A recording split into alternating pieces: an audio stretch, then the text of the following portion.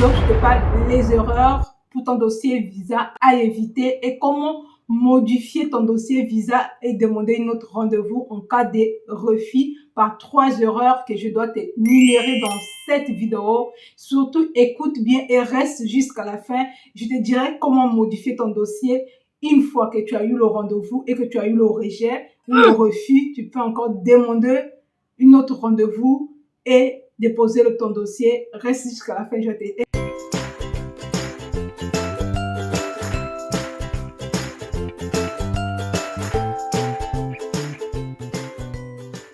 expliquer comment faire. Donc, notre première erreur ici, c'est éviter d'avoir des doubles documents dans votre dossier visa. La demande de visa, on n'a pas besoin d'avoir des attestations. Je vous explique. L'an dernier, j'ai une personne de mon entourage qui a été acceptée à Paris et la personne a commis cette erreur. Elle avait des attestations d'hébergement. Donc, logiquement pour elle, elle a pris tous ces deux papiers, elle a mis ça dans son dossier. Comme vous savez, parfois, il y a des complications si vous êtes hébergé un peu loin de votre université. Parfois, vous pouvez avoir des problèmes, des complications au niveau de demande de visa. Donc, c'était dans son cas, elle avait des villes dans l'île de France différentes. Donc, elle a mis tous ces deux papiers au lieu de choisir seulement une seule papier. Elle arrive à l'ambassade, elle dépose son papier sans problème. En aucun cas, les gens de l'ambassade l'ont dit, mademoiselle, vous avez des papiers, mademoiselle, vous avez ceci. À aucun cas. Donc, elle a déposé son dossier. Elle est partie à la maison. Elle est revenue récupérer son passeport 4 jours après son visa. Donc, refus.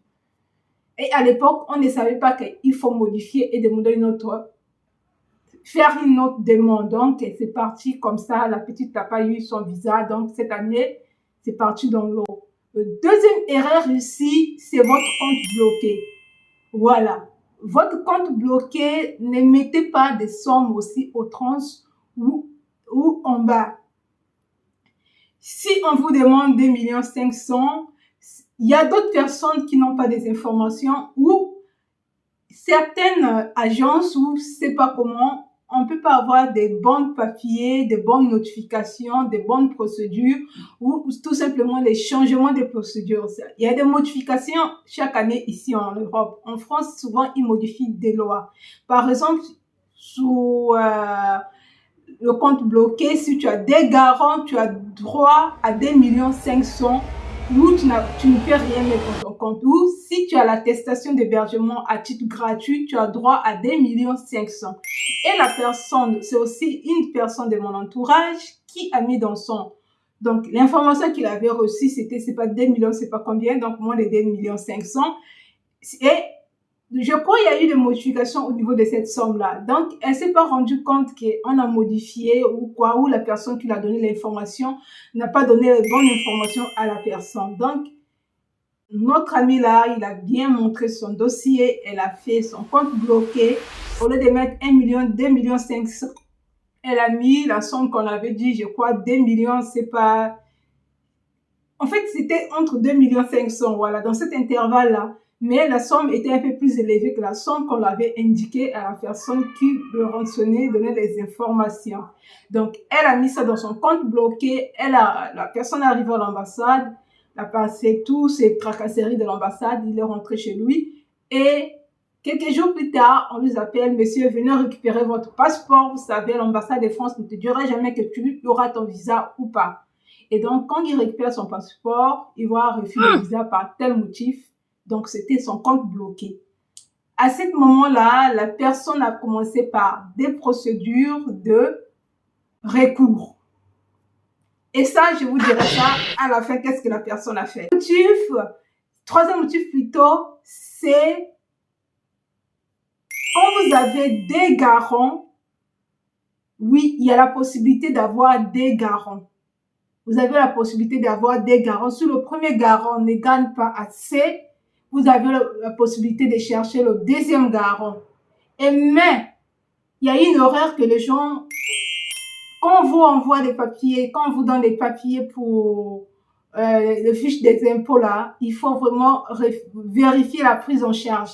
La prise en charge est très importante parce que dans une foyer fiscal, il y a ce qu'on appelle le quotient familial, le nombre de personnes qui vivent dans cette foyer fiscal. Et c'est par rapport à ça que l'ambassade juge utile, si la personne qui vous reçoit, votre garant est apte de payer les frais plutôt de scolarité ou de prendre en charge la personne qui va recevoir. En ce moment-là, qu'est-ce que vous allez faire? C'est très simple. Vous, dans la prise en charge, il faut vérifier si vraiment la personne est capable, s'il n'a pas la charge n'est pas élevée dans son foyer fiscal. Donc, si la charge est élevée, si par exemple, il prend 4 personnes en charge et qu'il gagne moins de SMIC, on ne va pas accepter une 4e ou une 5e ou une 6e personne venir encore rester dans son foyer fiscal parce qu'il ne gagne pas assez. Donc, on a donné refus à cette personne-là parce que le deuxième garant pour son visa, le deuxième garant n'avait pas assez d'argent et les personnes dans son foyer fiscal, les personnes qui vivaient dans son toit, ils étaient déjà élevés par rapport à la norme de l'ambassade. Bien sûr, c'est pas moi, c'est l'ambassade. Et on a donné le refus pour son visa. Et qu'est-ce que la personne a fait? Pour le deuxième garant, c'était pas faisable tout court, c'était pas faisable. Et donc, on va voir maintenant ici, qu'est-ce que ces 3 personnes, donc les 2 personnes, la première personne n'a rien fait, c'est la première personne pour l'attestation d'hébergement, elle n'a pas fait de recours, elle n'a rien fait. Donc, les 2 dernières personnes pour le garant, qu'est-ce que la personne a fait? Elle a tout simplement changé le deuxième garant. Elle a changé le deuxième garant, apporté la modification sur le garant et trouvé une autre garant qui peut nous prendre en charge. En ce moment-là, elle a demandé une autre rendez-vous. Elle a demandé une autre rendez-vous. Elle arrive à l'ambassade. On l'a donné le visa. Et oui, on l'a donné le visa. Et le deuxième personne, celui qui avait le garant, qu'est-ce qu'il a fait? Lui aussi, il est arrivé à l'ambassade, il a fait son recours et après le recours, on n'a pas répondu, silence radio. Et silence radio total, il a fait des relances, appeler, écrire, rien du tout. On l'a conseillé tout simplement de modifier son dossier visa et d'aller à l'ambassade encore. Donc, il a changé le compte bloqué, a modifié la somme, il a mis 2 500 000 net. Et quand il arrive à l'ambassade, il a pris rendez-vous, il arrive à l'ambassade, il a déposé son dossier. Quelques jours plus tard, on lui appelle, venez récupérer votre passeport. En ce moment, on lui a donné le visa. N'est-ce pas ingénieux? Donc, pour vous dire tout simplement, quand vous avez ce genre de problèmes, ne vous paniquez pas. Enfin, ce qu'il faut faire, tentez votre chance, peu importe le pays que vous vivez. Allez-y à fond, modifiez votre dossier visa et arrivez à l'ambassade, déposez encore un autre dossier. En ce moment-là, vous attendez tout simplement. Si vous avez la chance, on va vous donner le visa. Si l'air quota, parce que n'oubliez pas aussi, il y a des quotas. Il y a des quotas, il ne prend pas, voilà, si cette année, c'est 500 étudiants, c'est 500 étudiants.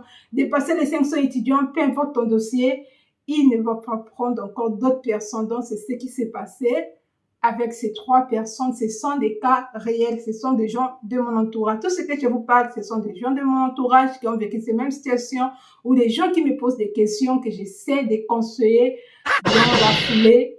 Et voilà, c'était tout pour aujourd'hui. N'hésite pas de t'abonner, de liker, d'activer la cloche de notification.